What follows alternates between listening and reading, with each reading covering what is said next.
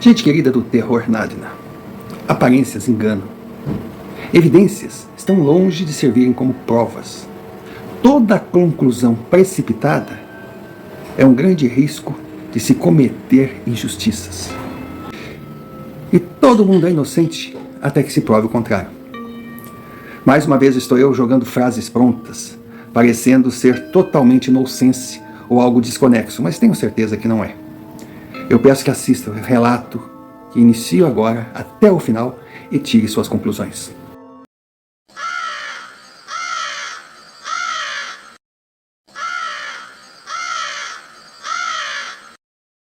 Senhor Romário, é um prazer estar aqui.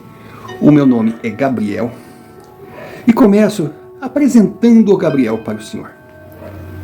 Eu, quando criança, sempre fui considerada aquela criança que hoje chamam de imperativa ou hiperativa. Mas no passado era arteira mesmo. Nossa, quanta vara de marmelo eu tive nas pernas. Quem viveu essa fase, que pai podia educar e mostrar limites, impor quem manda e colocar as crianças no devido lugar, para que elas aprendessem primeiro a temer, para depois entender o sentido da palavra respeitar, irá entender o que eu falo. Mas eu era uma criança feliz. Eu corria no pátio, eu brincava de mocinho, eu subia em árvore. Eu fui crescendo, eu apertava a campainha para sair correndo. Aquilo era assim, um ato de, emoção, adrenalina. Eu nadava no rio, eu roubava a goiaba do vizinho. Eu andava de carrinho de lomba ou carrinho de rolimã, dependendo da região que cada um viva. Eu tive infância. Eu tive uma infância feliz. A minha cidadezinha era muito pequena. Realmente, eu posso dizer que ela deveria crescer muito, teria que crescer muito para merecer ser chamada de pequena. Mas era a minha cidade. Eu amava a cidade, eu amava minha casa, minha rua, meus amigos. Amigos esses que eu jogava taco no meio da rua. Claro que a geração de hoje eu acho que não tem nem noção do que seja. Eu jogava bolinha de gude, brincava de pegar, esconde-esconde. Então, eu adorava aquela vida. Também quando eu fui para a escola, meu Deus, que coisa tão boa. Era maravilhoso. Só que era maravilhoso, mas não era para mim. Porque eu tinha uma visão além fronteiras. Meu pai tinha um mercadinho, do mercadinho a gente vivia bem. Claro que ele gostaria que eu desse sequência no negócio, mas eu não me enxergava atrás de um balcão a vida inteira. Eu estudava, sabia que iria me formar no fundamental, mas que se permanecesse ali não teria como fazer um curso superior. Eu queria conhecer o mundo, eu tinha sede de mundo. E eu sabia que o amor que eu sentia por aquela cidadezinha não seriam raízes suficientes para me segurar. Tanto que eu pensava em me preparar para a grande viagem que só existia na minha cabeça, mas não era um sonho, era um plano, era um projeto. Eu imaginava milhões de profissões. Bom, quem nunca, naquela fase de estar crescendo, nunca sonhou assim em ser astronauta, jogador de futebol, modelo, ator, enfim. Todo mundo sonhava com as profissões que davam visibilidade, que tornavam o profissional numa celebridade. E eu, lógico, não era diferente de ninguém. Sempre fui um menino, digamos assim, bonito. Longe de ser feio, mas mais longe ainda de ser aquele sonho de consumo de todas as meninas. Mas eu sabia que eu era um cara legal. Então eu tinha muitos amigos. E entre esses amigos, apareceu Suzana. Nossa, eu quando conheci Suzana, eu digo, gamei. Os olhinhos brilharam. Engraçado, Suzana me foi apresentada pelo meu primo, o Pedro, que arrastava um vagão de bosta por ela. Mas o cara era apaixonado. Então nós fomos apresentados e surgiu uma química. A princípio eu achei ela maravilhosa. Na sequência, eu descobri que ela era mais maravilhosa do que eu imaginava. E claro, no final, eu queria aquela maravilha toda para mim. Se bem que eu me sentia mal, eu me sentia traindo o meu primo Pedro, que foi o meu grande amigo de infância. Olha, eu vivia na casa do Pedro, o Pedro vivia na minha casa, nós brincávamos juntos, o cara era parça mesmo. Só que teve um momento que não dava mais para segurar. E eu lembro que na escola, certo dia, eu conversando com Suzana, já era final de tarde, aí rolou aquele beijo. Aquele primeiro beijo entre nós que seria uma lembrança maravilhosa, não fosse a testemunha inesperada. Era Pedro. Até hoje eu fico imaginando a dor que ele sentiu. Porque na cabeça dele, ele foi traído pela mulher que amava e pelo seu grande amigo, aquele que ele confiava 1000%. Mas com relação a mim, eu até concordo se ele pensasse daquela forma. Mas com relação a Suzana não, porque ela nunca disse para ele qualquer algo que desse esperança.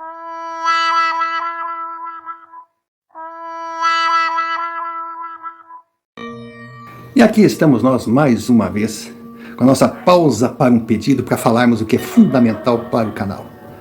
Aqueles 4 cliques milagrosos que podem mudar a nossa vida. Se você não é inscrito, inscreva-se. Deixe o like. Comente. Qualquer comentário, mesmo que seja um oi.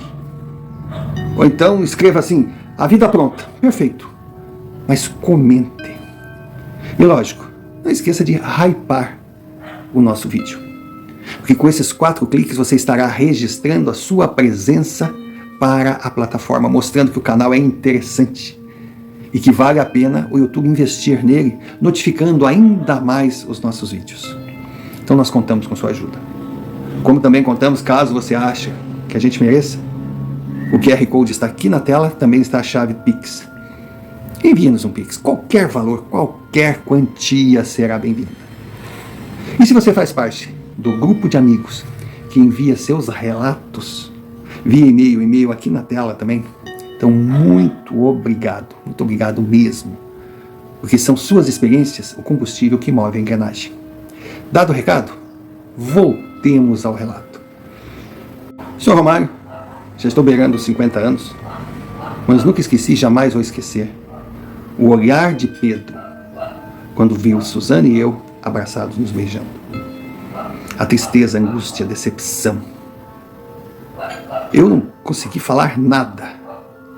Ele só chegou, olhou para nós assim, mas dirigiu a palavra para Suzana e disse, para nós acabou, está tudo terminado. Virou as costas e saiu. Claro que ela não entendeu nada, porque nunca tinha havido absolutamente nada entre eles, mas ele acreditava que estava assim.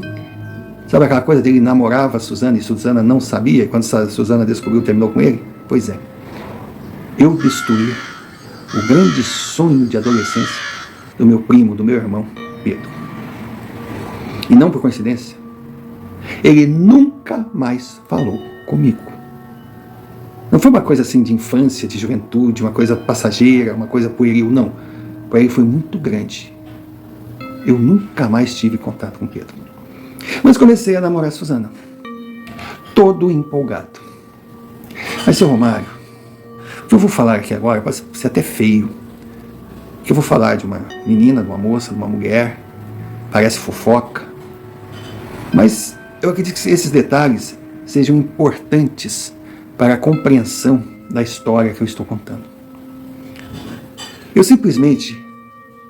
Eu era apaixonado por Suzana.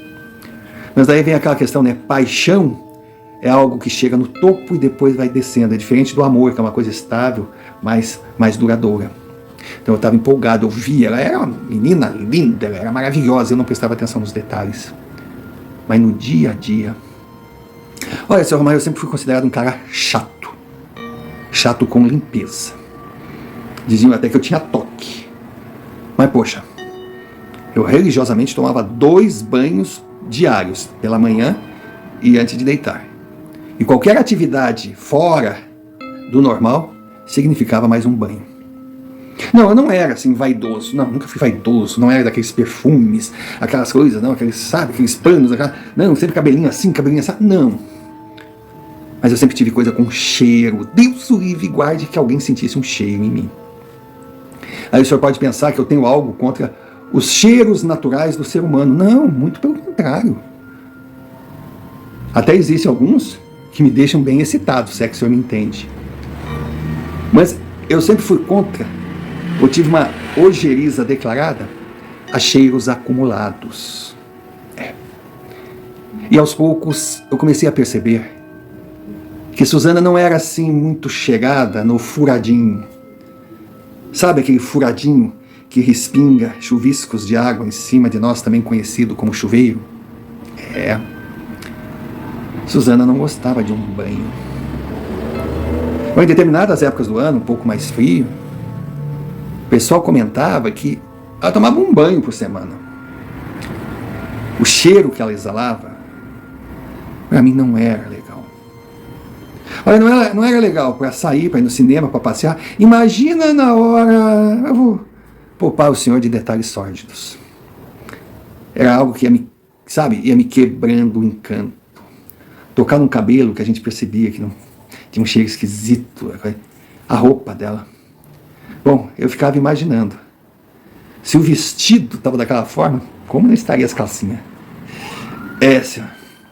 Senhor Romário, é cruel?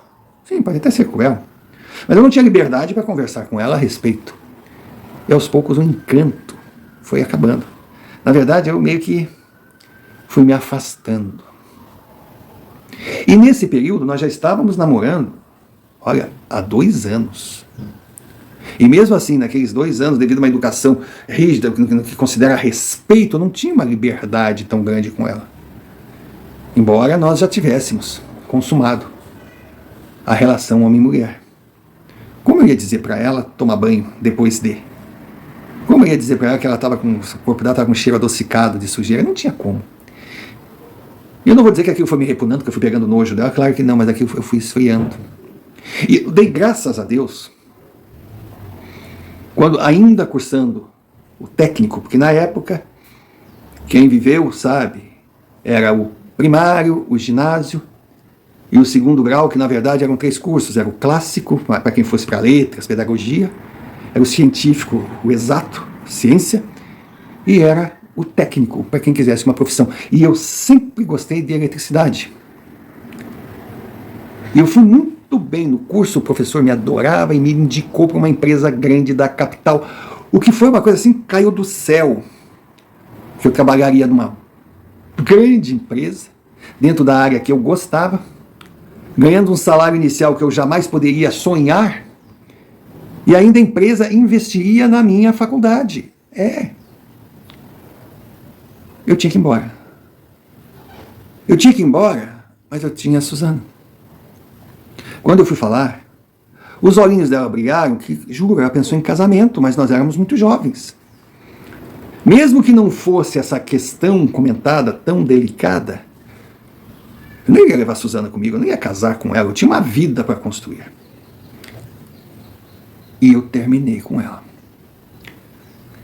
E tão empolgado, e com falta de tato, até mesmo, não sei, sacudo, poxa, coitadinho, nunca me fez nada, mas cada aquela questão que eu já comentei, eu queria me livrar, eu fui assim, eu terminei com requintes de crueldade, aquela coisa assim, pá, buf. Até hoje eu lembro da carinha dela.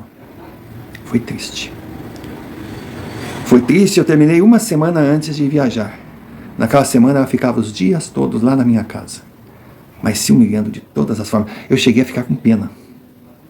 Mas é claro, pena não é base para qualquer tipo de relacionamento. E eu fui embora. Eu fui embora e deixei Suzana no chão.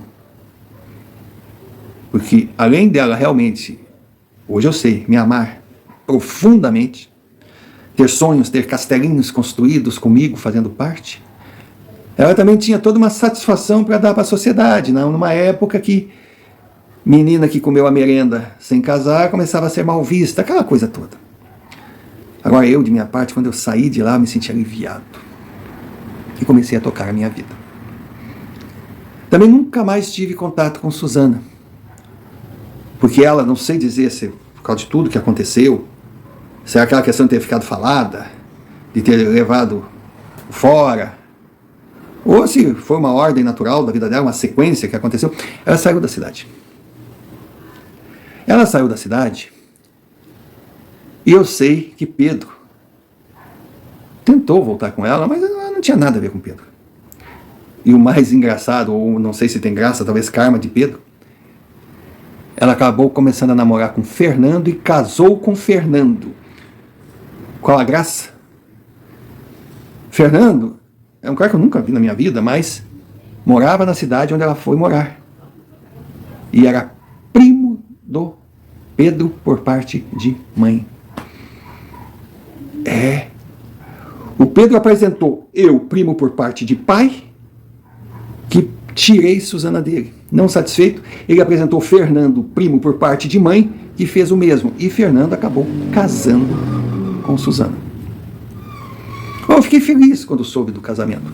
E triste, lógico, quando eu pensava em Pedro. Que realmente eu tinha um remorso. Eu não fui legal com meu amigo. Mas a vida continuou, e continuou legal. Eu cheguei na cidade grande. Eu consegui montar o meu apartamentinho pequeno, quarto e sala, mas era o meu canto. Nossa. Eu ganhava meu salário, eu fazia o que gostava, eu fiz o vestibular. Eu estava no segundo ano, quarto semestre do meu curso, quando começaram a acontecer fatos estranhos comigo. A primeira vez me assustou. Não que as outras não assustaram, mas aquela foi meio chocante. Eu sonhei que eu estava no meu apartamento e de repente eu vi uma fumaça entrar no quarto. Uma fumaça, tipo uma neblina, fria. E era uma noite escura.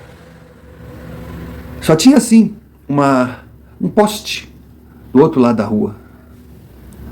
Mas era verão. E como a coisa esfriou, eu digo, vou fechar a janela. Quando eu fui fechar a janela, eu morava no quarto andar. Eu olhei no outro lado da rua. Tinha um homem de preto, um chapéu, uma figura bem sinistra. E olhava para o meu apartamento. Eu tinha certeza que era para o meu apartamento. Aí eu tentei identificar, eu digo, que cara é esse, meu Deus do céu? De repente, eu vi os olhos dele, era uma coisa vermelha que vieram nos meus, me cegou e eu acordei. Eu digo, que sonho estranho. Mas não parou por aí. Pelo menos, ali eu tinha certeza que estava dormindo e tinha sonhado. Eu lembro que passaram uns dias, eu estava chegando no prédio, eu tinha uma moto, eu tinha comprado uma moto para mim, adorava a minha moto, uma 250, toda a minha cara. E bem assim no portão do meu prédio, estava aquele homem de preto. E foi a mesma situação, a impressão que dava é que tinha uma neblina em volta dele. E eu fui chegando, quando eu fui chegando, ele me olhou assim, de novo, aqueles olhos parecia que entraram na minha alma. Aí eu meio disse, nossa, o que é isso? Quando eu abri os olhos, não estava mais ali. Eu digo, mas que raios é isso, meu Deus? Que bom se fosse só isso. Seu Romário, eu comecei a perder o apetite. Eu comecei a me sentir cansado, deprimido. Comecei a perder a hora no trabalho, e quando eu ia trabalhar eu não produzia. Estava emagrecendo. Todos preocupados comigo, porque eu não era um cara extrovertido, nunca fui assim de cheguei, mas eu era um cara que me relacionava bem no trabalho, com os amigos. Eu não saía mais. Eu ia do trabalho para casa, de casa para o trabalho. O meu gerente chegou a me chamar, a perguntar o que estava acontecendo comigo. Eu disse que eu não sabia, que eu estava esquisito. Na faculdade eu não conseguia mais acompanhar o ritmo de estudos. Eu, aos poucos, eu estava me transformando numa mutação do que eu fui sempre.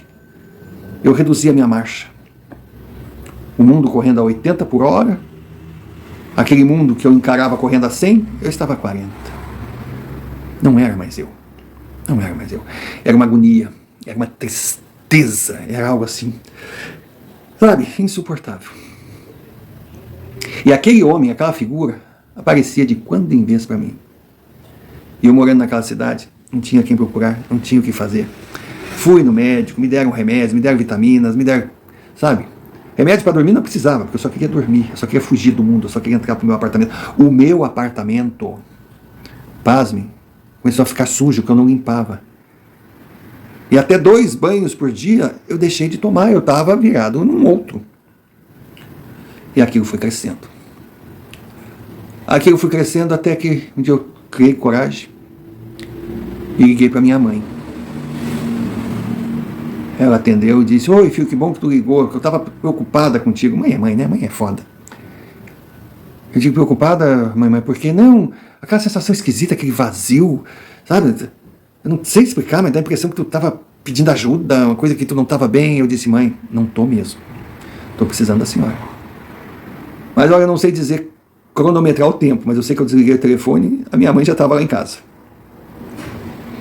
Ela entrou e ficou apavorada como estava o apartamento, como eu estava, a minha aparência, a barba por fazer. Aí ela chegou em casa lá umas 10 horas da manhã, perguntou se eu não ia trabalhar, eu disse que não, que eu estava com licença médica. Aí contei tudo para ela. Ela ouviu, eu tinha medo até que ela, sabe, duvidasse, eu achasse que eu estava ficando louco. Era uma coisa esquisita. Aí ela falou, quanto tempo é a tua licença médica? Eu digo, eu tenho mais 7 dias. Então arruma tuas malas, nós vamos voltar para casa. Eu digo, mas mãe, a minha casa é aqui. Não, mas vamos. Aí eu fui para casa. Eu fui para casa, minha mãe não falava absolutamente nada, mas eu vi que ela agia. E aí nós chegamos tipo assim, numa terça, ela já saiu, já conversou com meu pai, na quarta ela já disse, essa noite eu vou te levar num lugar. Eu digo, mas que lugar? Não, se prepara. Tá. Agora, engraçado, quando ela falou não se prepara, eu não pensei a respeito. Eu digo, bom, já que eu tô aqui, só vou uma noite, não tenho nada para fazer. Eu fui passear na cidade. Aí acabei chegando na escola. Quando eu cheguei na escola, sabe quando me deu uma má impressão, uma coisa horrível, uma sensação, eu olhava para aquela escola, digo, meu Deus, o que é isso? Meu Deus, me deu vontade de chorar, me deu vontade de... O que é isso? Eu já não estava me entendendo mais.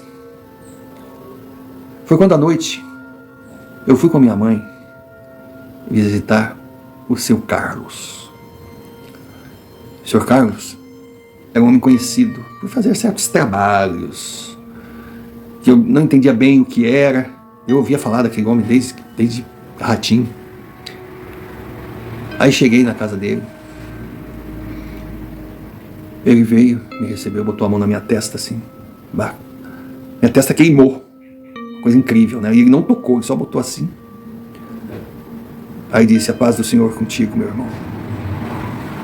Eu olhei para ele, ele olhou para mim, mas eu senti confiança no seu Carlos. Aí ele pediu para eu sentar. A sala dele não era nada assim de muitos santos, né? Muitas velas, mas tinha umas velhinhas, tinha uns santos. Era uma sala comum, que fazia atendimento ali. Aí ele pediu para eu detalhar o que estava acontecendo comigo. Ele ouviu, pegou uma caneta e começou a escrever. Dobrou e disse, providencie. Eu disse, mas o que é? São defesas, meu filho. Alguém fez um trabalho muito pesado contra você. E esse trabalho, o objetivo é acabar com a sua vida. Eu digo, poxa, mas quem faria isso? Eu não tenho inimigos. Ele diz, todos nós temos inimigos. Eu acredito, disse ele, que você sairá um pouco melhor daqui, mais leve. Nós vamos começar um tratamento com você. Mas vai ser demorado. Você terá que vir aqui, no mínimo, mais 3 vezes. Eu disse, 3 vezes, mas tudo bem, né? Mas eu estava me sentindo melhor. Aí saí e perguntei, eu lhe devo alguma coisa? Não, meu amigo, você não me deve nada. Vamos primeiro curá-lo. Depois nós vamos pensar nisso. E eu fui para casa.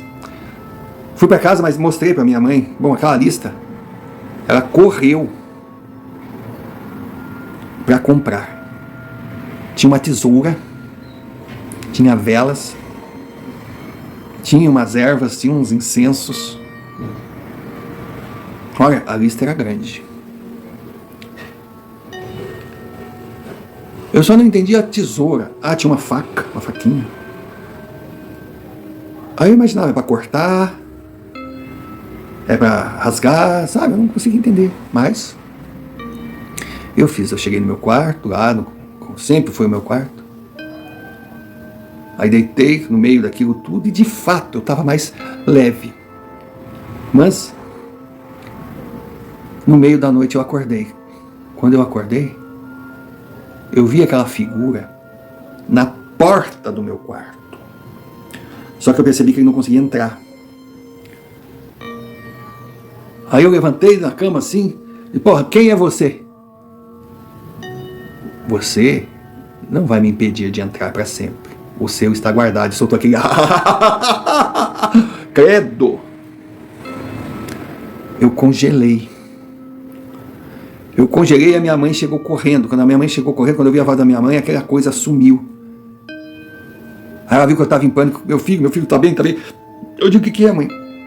Você ouviu? Ouvi, filho. Ouvi. Foi daí que eu descobri a ligação da minha mãe com o seu Carlos. A minha mãe tinha poderes paranormais que eu desconhecia. E ela percebeu a força daquela criatura, a força negativa, o desejo de acabar comigo. Mas ali no quarto eu estava protegido, consegui dormir. Aí no outro dia, voltei na casa do seu Carlos. Aí o seu Carlos falou se eu tinha recebido algumas visitas. Eu disse que sim, ele é esperado. Porque até então, ele tinha todo o tempo do mundo para atormentá-lo. Agora ele sabe que alguém está lutando contra ele. Então ele vai acelerar o processo. Eu digo, mas ele quem? Foi o seu Carlos disse. Você é que deve saber. O que eu consigo enxergar é um homem. Um homem que te odeia muito e quer te destruir. Também vejo a presença de uma mulher. Essa mulher, nela eu sinto amor, mas um amor possessivo que pode ser mais danoso do que o ódio. De cara, meu Deus. Claro que não precisava somar um mais um. Era Pedro e Susana. Aí que eu perguntei, mas esse homem e essa mulher, eles estão juntos, trabalhando em conjunto? Eles uniram força para me destruir? Carlos olhou para mim. Como eu posso afirmar? Se eu nem sei quem são. Eu só sei que agora eu vou começar a reverter. Meu Deus, ele falou que todo aquele trabalho para me destruir iria se voltar contra quem estava querendo acabar comigo. Iria se voltar com muito mais força contra eles. Aí naquele local comecei a ouvir sinos. Eram sinos que tocavam, mas eu não entendia que sinos eram aqueles. Eu só olhava seu Carlos. E ouvindo aqueles sinos eu pensava, poxa, eu não quero que aconteça nada de mal com Pedro e com Susana, mas também não quero que aconteça comigo. Poxa, por que eles foram fazer isso comigo? Não, porque eu imaginava. Até mesmo merecia. Mas poxa, jamais eu ia querer uma vingança. Aí eu digo, mas poxa, seu Carlos, como é que eu vou saber quem é? Como é que eu vou me defender? Você não precisa se defender. Porque os envolvidos, ou o envolvido, ele chegará até você. Mas como assim? Ele está sendo atraído até você. Porque o primeiro passo para nós conseguirmos desmanchar esse trabalho é que o responsável se apresente. Pois é, seu Romário. Eu fui embora, ele me deu outras porções, aí já era para tomar banho, para me limpar, aquela coisa toda. Eu estava me sentindo assim melhor, com certeza eu estava. Aí no outro dia, depois de uma noite de sono muito bem dormida, ninguém me incomodou, eu resolvi dar uma volta pela cidade. E pasme, saindo do mercado, estava Pedro. Pedro, meu primo. Meu Deus, com duas crianças, a coisa mais linda do mundo. Aí ele vinha, e a mulher ao lado dele, nossa, era a Gisele, era da nossa turma de escola, uma menina maravilhosa. Aí que eu fui saber que eles casaram, tinha aquelas duas crianças lindas. Aí ele vinha sorrindo, brincando com os filhos, tipo paizão mesmo. E quando ele me viu, quando a Gisele me viu, ficaram meio sem jeito. Aí ele pediu para a esposa, a família, ir para o carro. Aí eu olhei para ele, tudo bem, Pedro? Ele disse: estranho você estar falando comigo. Mas, Pedro, eu sempre quis falar contigo. Poxa, eu sei que eu pisei na bola. Mas, pô, eu senti muito. Eu te traí, eu te sacaneei, desculpa. Nossa, não sabe o quanto eu queria te pedir desculpa. Eu sempre quis recuperar a nossa amizade. Mas tu sumiu. Tu não falou mais comigo. Foi quando ele disse: eu não falei contigo ou tu não falou comigo? Eu tinha que te procurar pra quê? Quem tinha que me dar explicação era tu, não eu. Eu digo: como é que é?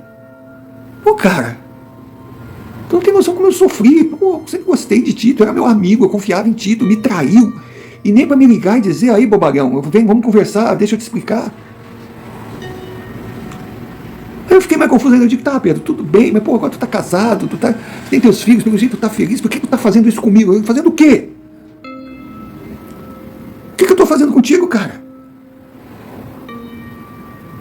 Aí eu digo: Pedro, você já ouviu falar no seu Carlos? Eu digo: cara, quem nunca ouviu falar no seu Carlos? Eu disse: Pedro, eu tô vivendo um inferno, que o seu Carlos disse que um homem fez um trabalho contra mim, junto com uma mulher. Aí eu: tá bom, e tu acha que esse sou eu? Porra, seu filho da puta, além de me trair, tu vem agora jogar na minha cara que acha que eu sou um vira-lata que ia procurar gente pra fazer trabalho pra te destruir? Destruir por quê? Cara, vira a página. Uma coisa que aconteceu há tantos anos, eu tô feliz com a Gisele, eu tenho meus filhos. Porra, quando eu te vi agora no mercado, a vontade que eu te dizer: pô, graças a Deus, vem cá, meu irmão, me dá um abraço, e tu vem com essa, vá pra puta que pariu. Gisele até estranhou, Pedro não era de dizer. Entrou no carro e diz: a primeira eu aguentei. A segunda tá sendo ofensiva. A terceira eu te encho de porrada. Some. Eu me senti desse tamanho. Eu digo: meu Deus, eu estraguei mesmo uma amizade. Como eu pude pensar isso de Pedro? Mas também tinha aquela questão: se não era ele envolvido, como é que ele apareceu? De repente ele estava me mentindo, vai saber. Terceira noite no seu Carlos. Aí eu contei meu primo Pedro. Ele disse: o primo que você achava? Mas ele falou assim de uma forma que ele deve ser um artista, porque ele negou. Não é um artista, ele falou a verdade. Tá, mas se ele falou a verdade, por que ele apareceu para mim? Porque você o incluiu na lista de suspeitos. Então o trabalho que eu estou fazendo é para tirar essas amarras da tua vida. E eu não posso evitar que todo o mal desejado para você vá para cima do responsável. Mas eu posso evitar, sim, que pessoas sejam feridas por desconfianças. Então esse encontro foi para salvar o teu primo de pagar por crimes que ele não cometeu. Seu Romário. Eu olhei para ele assim e disse: e agora? Ele falou: você não falou de uma mulher? Suzana, né? Ela vai aparecer também. Tá, e o cara de preto? O cara de preto é um homem, não é uma mulher. Ele riu: o criatura, seres das trevas, assumem a forma que desejarem. Se a intenção era seguir na encolha, nada melhor que disfarçar a imagem. E digo: porra, mas é foda. É foda. Aí eu fui para casa. No outro dia, levantei. Sabia que estava terminando a minha estada ali, porque eu tinha que voltar para trabalhar, mas eu já estava me sentindo mais forte ainda, mas ainda com aquela carga. Eu tinha que descobrir. Eu tinha que saber o que estava acontecendo. Saí para dar uma volta, como eu estava fazendo todos os dias na minha cidade. Aí quando volto para casa, está minha mãe com os olhos desse tamanho. Eu digo: o que foi, mãe? Você tem visita. Eu digo: como é que é? Você tem visita. Quando eu entrei na sala, era a Suzana, mas Suzana estava linda, linda, linda, linda, linda, linda. Que mulher! Ela era uma moça bonita, mas linda, muito bem tratada, limpa. Deus que me perdoe.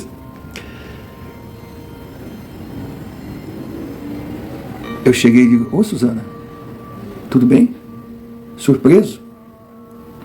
Ela levantou do sofá e disse: eu soube que você estava na cidade.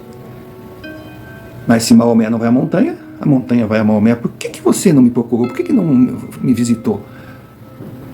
Eu digo: meu Deus do céu. Como assim, Suzana? Poxa, não é porque nós deixamos de namorar é que a gente ia ficar sem se falar. Eu não entendi. Eu digo: Suzana, o que você veio fazer aqui? Eu vim te ver. Eu vim te ver, meu amor. Eu vim te ver. Porque eu tô casada, tô feliz. Mas tu continua sendo o grande amor da minha vida. Eu fiquei chateada de tu não vir me visitar. Não dizer: oi, Suzana. Oi, porcaria que eu deixei no meio do caminho. Falei: Suzana, eu tô passando por uma fase difícil. Eu sei, a tua mãe me falou de tudo que está acontecendo. Mas quem você pensa que poderia estar fazendo isso com você? Eu fiquei em silêncio. Ela olhou para mim assim: não, pelo amor de Deus, tu não pensou que... Eu não tinha o que dizer.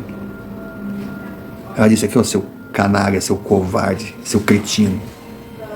Eu teria todos os motivos para te odiar, principalmente depois que eu fiquei sabendo do que tu falava a meu respeito, que eu era porca, que eu não tomava banho. Poxa, que traição. Olha, quando eu soube aquilo, quando tu foi embora eu estava sofrendo, mas quando me contaram sobre esses teus comentários, poxa, nós estávamos juntos há 2 anos. Se tu tinha essas coisas comigo, para mim era normal, para mim era natural, desculpa. Hoje eu sei que é errado, eu sei que aprendi errado da minha família, mas tu sabe, nós viemos de terras frias. Nós não somos daqui, e lá nós tínhamos inverno, e era o ritmo. Sabe, eu fiquei muito puta contigo, mas não a ponto de... Sabe, aquele encanto que eu tinha por ti, realmente, sabe, mas tu sempre continuou sendo o grande amor da minha juventude. Seu Romário, eu fiquei simplesmente travado. Foi quando a minha mãe entrou. Eu disse: oi, mãe, estava ouvindo? Ela estava. Foi a senhora que chamou Suzana aqui? Eu digo: não, ela disse a minha mãe: não, ela veio porque quis. Mas, já que ela está aqui, já que estão esclarecendo, que eu nunca achei que ela faria isso, que ela é uma boa menina, você só não comentou com ela sobre o objeto. Eu disse: que objeto, mãe? O chapéu. Mãe, eu não sei do que a senhora está falando. Aí que veio na cabeça que o seu Carlos tinha falado que aquela amarração que estava fazendo, ela era tão pesada que tinha que ter um objeto que concentrasse, era algo que eu tivesse usado, algo íntimo. Daí eu falei: mas que chapéu, mãe? Aí disse: lembra daquele carnaval? Aí chegou e me trouxe a foto. A fantasia, todo mundo tinha um chapéuzinho assim. Aí, tipo de palha, uma coisa quadradinha, redondinha. Chapéuzinho, não sei nem explicar. Coisa de cidade pequena. Então estávamos todos nós ali, Pedro, estava a Suzana, estava a turma toda. Era o nosso bloco. Era o bloco do chapéu esquisito. Foi um carnaval maravilhoso. Eu disse: tá, mãe, mas o que tem a ver esse chapéu? O seu Carlos me falou que era um objeto que ligasse a todos. Foi quando veio a lembrança do chapéu. Eu disse: tá, mãe, mas cadê esse chapéu? Eu disse: eu não encontrei, disse minha mãe. Aí Suzana ficou gelada. Ela disse: meu Deus, o chapéu do bloco? Eu disse: é. Ela sentou. Eu disse: o que está acontecendo? Depois que eu casei com o Fernando, nossos primeiros anos não foram fáceis, não. Não foram. E eu, desde o início, falei para ele que eu ia casar com ele, mas que eu tinha que ser sincera, mas que eu tinha você no coração ainda. Mas eu prometi para ele respeito, lealdade, e realmente eu cumpri. Mas nesses anos todos, as grandes crises que nós tivemos, as grandes brigas que nós tivemos, era do ciúme do meu marido com um fantasma, porque você era um fantasma do passado. Teve uma vez que ele surtou e disse que não aguentava mais, dentro da casa dele, um triângulo amoroso.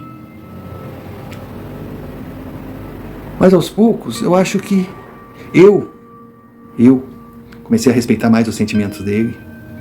Comecei a entender que eu não podia simplesmente falar sobre você naturalmente, porque isso pesava muito para ele. Então, seu nome não foi mais tocado, nossa relação acomodou.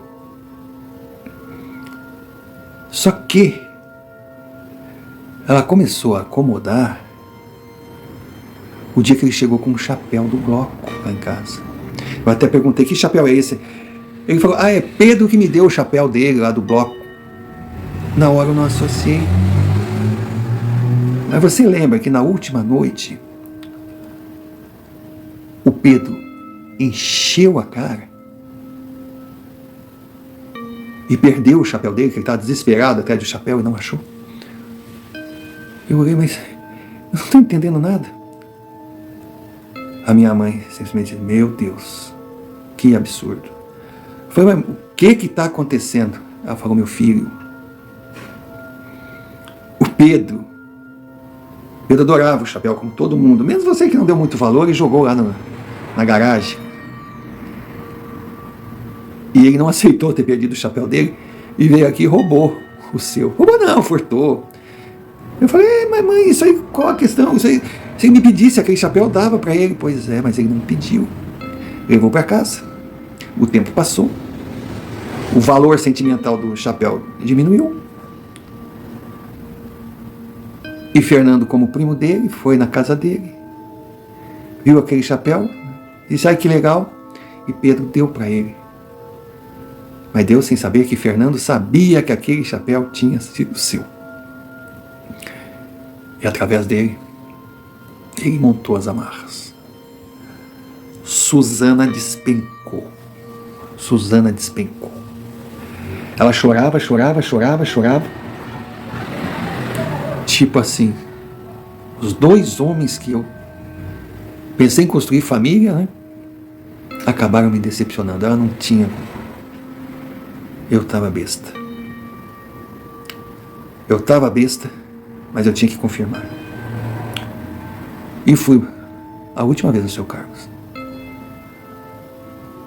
Aí quando eu cheguei, ele olhou para mim. Que bom, seus olhos voltaram a ter vida. Você está curado. Porque o antídoto para as amarras era você saber quem estava por trás. E agora você sabe, né? Eu falei, eu acho que sei. Daí ele simplesmente disse, então vai em paz, siga a tua vida. Esses fantasmas irão segui-los, mas não terão mais como atingi-lo. Quando eu ouvi aquele comentário do seu Carlos, eu confesso que me senti responsável pelo que poderia acontecer com Fernando, embora não o conhecesse, mas em consideração com Juliana. Aí perguntei, e agora? O que acontecerá com o responsável do que está acontecendo comigo? Seu Carlos disse, aí fica por conta dos desejos do existir. Eu tenho o poder de proteger inocentes, agredidos, violentados e atacados. Mas não tenho o poder de salvar os agressores. Seu Romário, eu saí de lá, confesso, era uma mescla de sentimentos. Era uma coisa perturbadora. Eu estava aliviado de saber que eu estava livre daquilo que fatalmente ia acabar comigo. Mas ao mesmo tempo eu me sentia responsável por Fernando. Eu não sabia o que fazer. Eu fui para a casa da minha mãe, era a última noite que eu ficaria lá, depois iria voltar para a minha vida, para o meu trabalho. E eu estava na sala, jantando, sozinho, pensando na vida. Nisso apareceu aquela figura. Mais uma vez. Todo de preto, aquele chapéu. Eu não conseguia enxergar o rosto, só vi os olhos.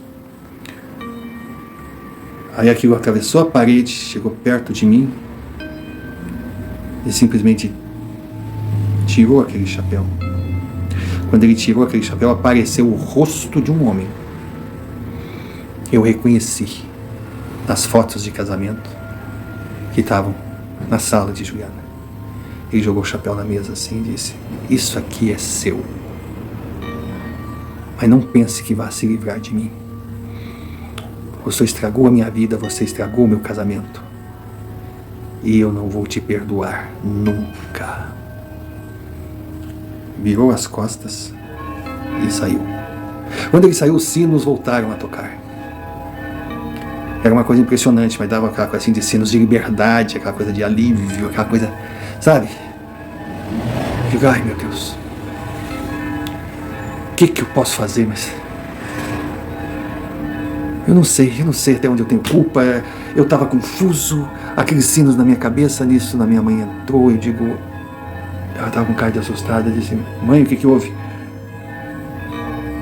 Ela está preparada? Mãe, não me assusta. Depois que encontrou com a gente, Juliana foi para casa, falou um monte pro marido e disse que ia deixá-lo. E agora estão ligando. Fernando foi a extremos e atentou contra a própria vida. Aí os sinos pararam. Eu orei, meu Deus, mãe. E Juliana? Eu não consegui falar com ela ainda. Meu Deus, eu vou ter que carregar essa cruz pro resto da minha vida, esse remorso, eu fui responsável por isso. Ele esteve aqui há pouco, ele disse que não vai me deixar em paz. A minha mãe disse: filho, ele não vai desistir, porque ele ainda vai perambular muito por esse plano até pagar pelos erros que cometeu. Agora não se sinta culpado. Quando o seu Carlos falou que o que pede, que aquele que agride, se não obtiver êxito, voltará para ele com muito mais força, foi isso que ele quis dizer. Fernando não fez o que fez porque você conseguiu evitar o trabalho. Ele não aceitou a derrota, não.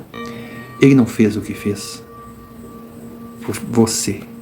Ele fez porque ser humano nenhum tem a força, o poder de suportar o martírio da cobrança daqueles que ele usou e não soube proteger, de suportar os seres das trevas cobrando a não consumação. Não, filho, fique tranquilo. Fernando foi fraco ao não entender e não saber administrar o sentimento da sua esposa, que estava assim lutando para te esquecer e construir uma vida com ele. Foi fraco ao procurar as trevas para tentar destruir você, achando que tirando você do caminho estaria livre para construir uma vida com a sua esposa, quando na verdade ele tinha sim que limpar o coração da sua mulher. E foi fraco também que, diante da cobrança que fatalmente viria dos seres das trevas, não ter tido força e luz para procurar apoio junto à sua mulher, seus familiares e até mesmo de pessoas iguais a seu Carlos. Aquelas palavras da minha mãe me acalmaram. mas não me convenceram 100%. E eu lhe digo, Sr. Romário, não tem um ano em toda a minha vida que eu não encontrei 2, 3, 4 vezes a figura de Fernando, sem chapéu, todo de preto e olhando para mim. Eu não posso definir o sentimento que ele transmite, porque desde que eu me livrei das amarras, os seus olhos não atingiam mais a minha alma. Mas eu sei que eu rezo muito por ele, para que ele encontre a luz, entenda o que está fazendo com ele mesmo, porque ele se alimenta de ódio. E quem odeia, por mais que pense que está destruindo, envenenando o oponente, na verdade, ele está envenenando a si próprio.